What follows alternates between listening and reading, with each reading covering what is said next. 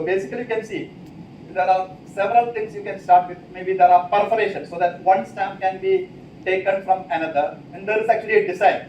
Just now Vinayak Sharma was actually mentioning about the design of actually currency, how the designs are actually done, and very very important. And then we have also a denomination.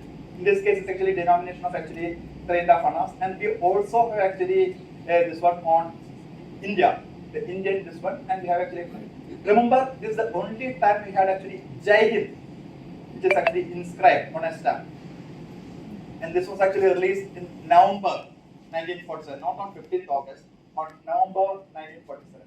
Stamps can be made of different materials. It can be on cork, it can be on a khadi material, it can be on actually chocolates. There are stamps which can be eaten. Have you any time imagined stamps which can be eaten? Yes. So there are chocolate stamps, there are scented stamps which give actually the smell of jasmine, it gives actually the smell of sandalwood, it gives the smell of coffee. Can you imagine stamps which has the smell of coffee, but the stamp is a bit costlier than even the actual coffee. The stamp costs about 100 rupees, that particular stamp of actually coffee, this one. Whereas jasmine and rose stamps are only 5 rupees each only. And there are stamps which are actually made of CD. A stamp which can be played. Have you any time thought a stamp which can be played? It's actually made by the Bhutan. It's like a CD. You can play it on a record. Like we have actually a lot of records which are actually again put by Robin Scurry. You can see there are a lot of LP records over there which you have actually put. All are actually very very antique items. Okay, so such things can be put, and I won't go into those details.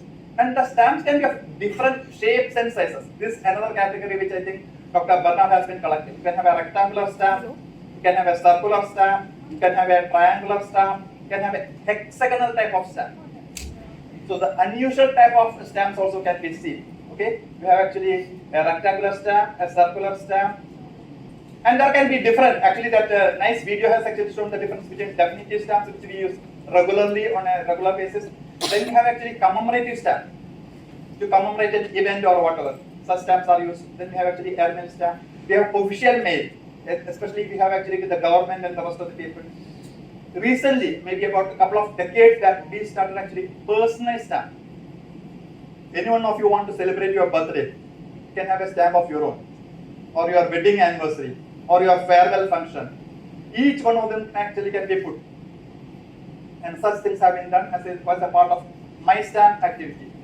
So even if you go to the head post office, Panji, you can have your picture or your kid's picture or maybe wedding anniversary or maybe whatever you want to have.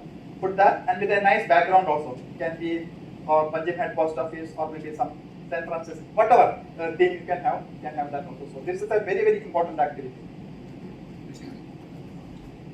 And this is what we call a first day cover.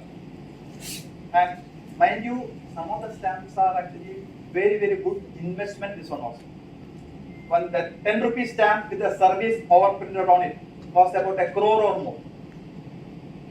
So if you get actually a stamp with a 10 rupee stamp, the service overprinted. But there are a lot of fakes and forgeries. Don't think that whatever stamp is actually in distribution is actually correct. There are a lot of fakes and forgeries because it's actually like a very very nice this one no. Just like a lot of fake stamps itself are there, whether it's a definitive stamp or a commemorative stamp. And when it's a costly material, people always try to forge or fake it and sell it.